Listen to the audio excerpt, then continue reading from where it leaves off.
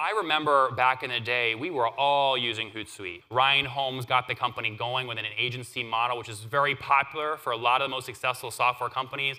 How many of you guys, your companies, how many of you started as an agency? Some form of professional services. Proposify, yep, AJ, yeah. A lot of agencies at the start. Hootsuite was in the news like crazy, and then there were rumors about could they IPO, and then they hired Goldman to try and get a $750 million exit done. That didn't happen. Well, Irina has coming in now, leading as CEO since 2023. She's reshaping the business. Revenue's now over $200 million. You'll see her revenue graph, and she's teaching exactly how you should focus on customers first and how she's doing this to reinvigorate Hootsuite. So on that note, please help me give a warm round of applause to the CEO of Hootsuite, Irina Novoselsky.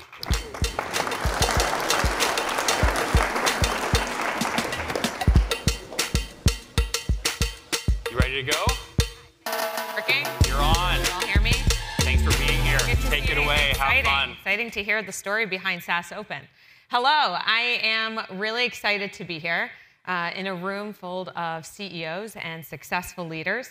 As Nathan mentioned, I started at Hootsuite about 18 months ago, and I started with a pretty similar mandate that I have started before, which is how do you re-accelerate high growth? And so I came in with the same playbook of focused execution, and I went to work, and we did it. In less than 12 months, we took our enterprise core from 8% growth to 22% growth. But that's not the most interesting thing that happened. In this process, we started to unlock some insights that will materially change and fuel not only our growth, but every single person's business in this room. And it is a dynamic that is absolutely changing how we do business. And there's a new buyer emerging with a very different customer journey and a very different buying pattern. And that new buyer is the Gen Z buyer. And so in order to share what I did next, I have to give you a little background. I'm originally from the USSR. And so as you can imagine, I'm part spy.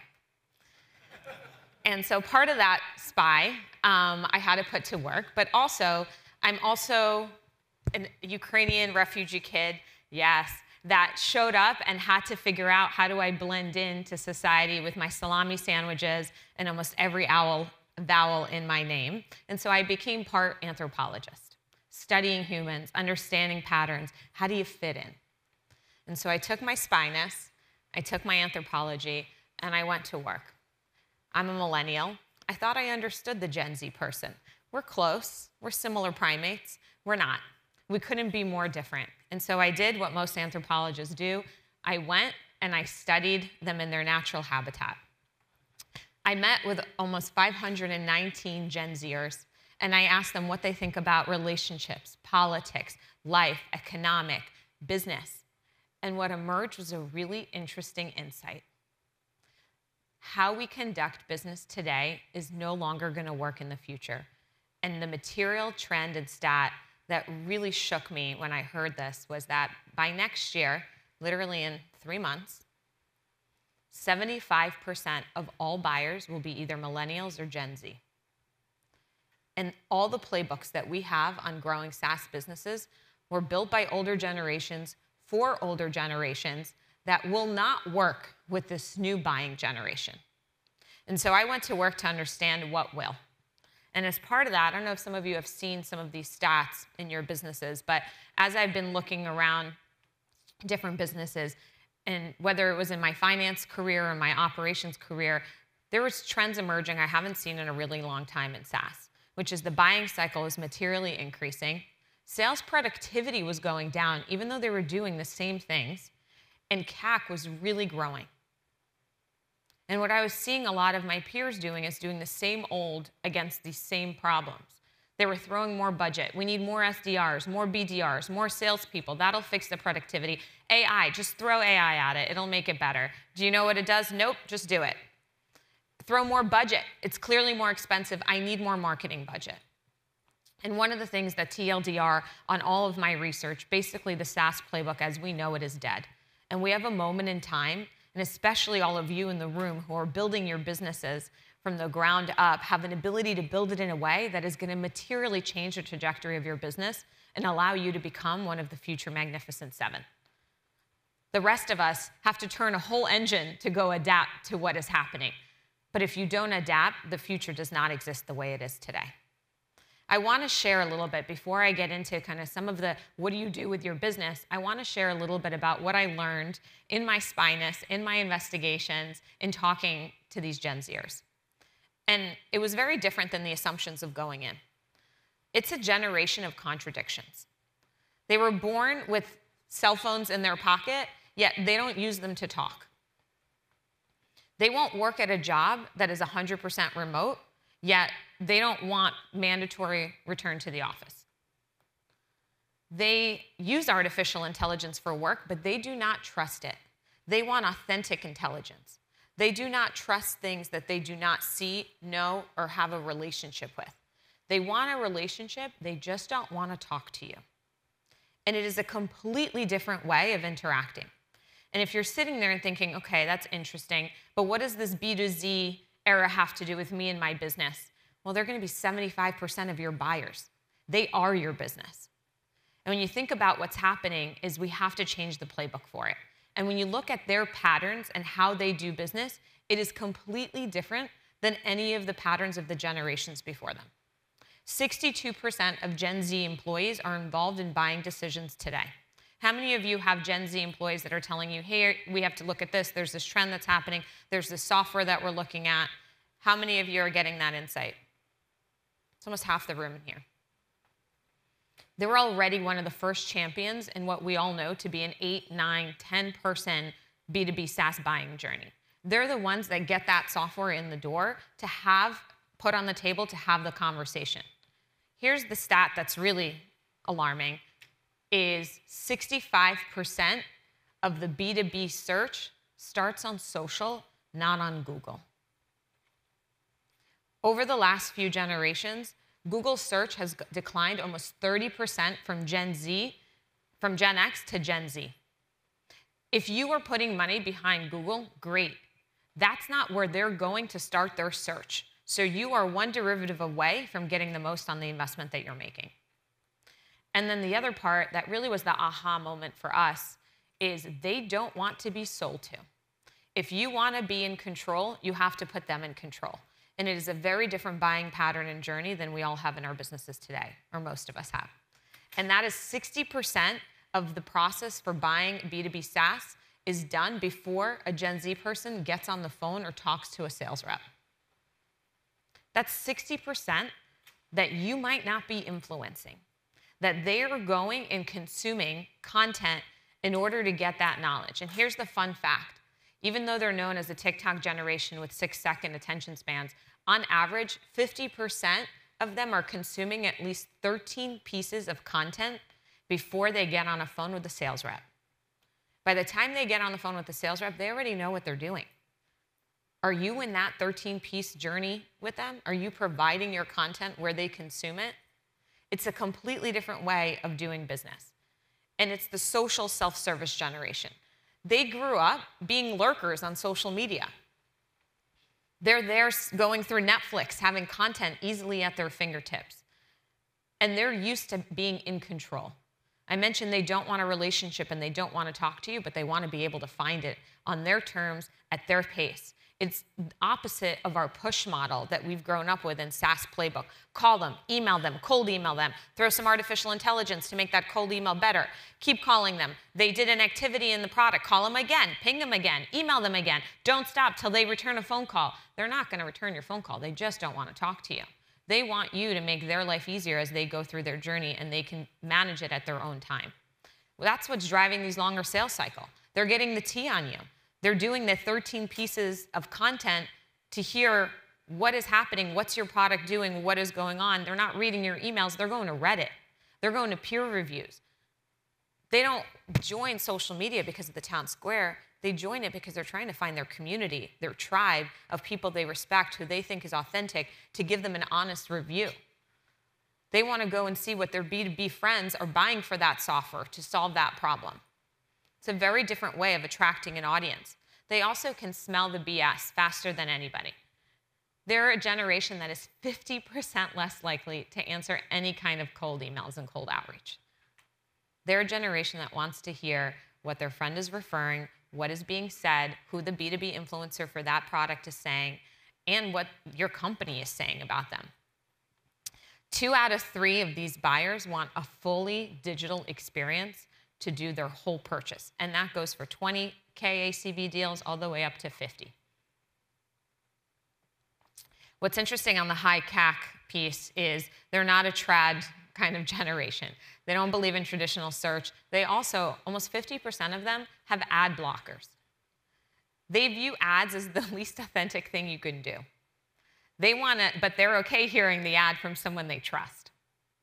And as a result, we're seeing so much more target, and the cost is getting driven up based on targeting and personifying and really going after the right audience. I was talking to a B2B CEO who recently got a $2 billion valuation, and maybe not so recently, in 2021. And he listened, and as I was sharing some of my insights, he kind of sat back and said, Irina, this is great. I agree. I see it with my kids who are Gen Z. But let's be honest, I'm a B2B CEO. I'm a B2B software provider. I don't sell to consumers. How many of you in this room are human? 1. We got 1. You sell to humans. There are 5 billion people around the world spending 4 hours, and they lie in surveys, we all know that, it's more, 4 hours a day on social media. Tell me what customer you are targeting that does not fall into that 5 billion. I would love to know. Pull me aside and tell me what magical customer that you have somehow found that is not a consumer of social media. If you want to be in control, you got to put them in control. And that's where it starts at the beginning. How do you win the research phase? And again, they want to know how to find you. That stat of 50% of them consume at least 13 pieces of content. Are you showing up in that journey? Do you understand what their journey is to make sure that your pieces of content are coming up in a way so that when they pick up that phone call to talk to a salesperson, you're in that 60% that has made the decision to work with you? They're doing the SDR's job. They're also reaching out and trying to learn as much as possible from every different aspect of the business. Death of the demo. Demos as we know it, which is a push mechanism to get them to call us. And by the way, we're the worst at it. Fun fact, 95% of our business comes to us. I don't have an outbound sales force, and we're almost 400 million. They come to us. And when they get to the product, they get to the site, do you know how I turn them into a lead? They click ask for demo. And so we are in the process of massively transforming our customer journey. They don't want to click ask for demo. They want to do the demo themselves. They don't want a perfectly scripted pitch. They don't want to hear you walking through the product. They're a high demand, on-demand generation. They want to watch what they want to watch when they want to watch it, and they want to consume when they want to consume it. The company that has done it the best is Monday.com. Has anyone been through their demo process? If you haven't, do it. Yes, of course you have. Go through their demo process. It is made for somebody that does not want to talk to a person. You can do the whole thing without interacting with a human being. And we are in the process of massively changing our entire business model in order to do this. And you're saying, why would you do this? It's working. Sure, it's working today. But you know what happens with trends? If we are early, we are day 1 of what is about to be happening starting January 1 for the next 2, 4, 6, and 10 years. If you don't adapt and pivot today, you're going to miss what is going to be happening in the future. And this generation is here to stay. They are just getting started as decision makers. And not only that, but they're also comparing you not to other B2B companies in this product experience. How many of you have been on Amazon? Come on, really? Okay, thank you. They live on Amazon. They're consumers of Amazon. They go, they buy, they try on, they return, and they never get charged. They're expecting that same kind of digital experience or that same type of consumer experience in the digital world. They don't know how to separate being a consumer from a customer. This is what they grew up with, and they're taking those consumer expectations and bringing them to your business. Last, social selling. How many of you are on LinkedIn? Okay, love it. Well, I did a little math and looked at all the speakers that are speaking over the next few days, and on average is about 10,000 followers for every speaker. The #1 winner goes to Josh Aronoff. He has almost 400,000. So if you can corner him and find out what he's doing, you should. But the interesting thing that really exists is they don't want to be led to buy, but they will 100% follow to sell. And social selling is an amazing tool. When you think about what that means for a CEO in the room, it is a whole vibe, as they say. 78% of salespeople that leverage social outsell their peers. 77% of buyers are more likely to purchase if they just see executive presence on social, let alone even what you're posting. The majority of the social world is lurkers anyway. Just getting a post out, just saying that you're on social allows them to understand what your company stands for, what values you have. And as they're doing their 13-piece content absorption to understand if they want to bring your B2B software into their business, this is a key part of them seeing if you are authentic and have credibility. It is no longer an option to be on social and to actually engage as a CEO or as a leadership team. You have to be putting yourself out there because that is a key part of their buying journey. You have a customer who's knocking and asking to talk to you, and you are not paying attention to them if you are not on there. And the fun fact, when you're on it and you're using it, it decreases your CAC by almost 20%. So some takeaways. When you go back to your businesses and assess, how do you build a platform, a journey, as you go and you take over the world, as you scale your businesses? As one of the things you'll hear over the next few days is I am sure you're going to hear how people are using social media to do it.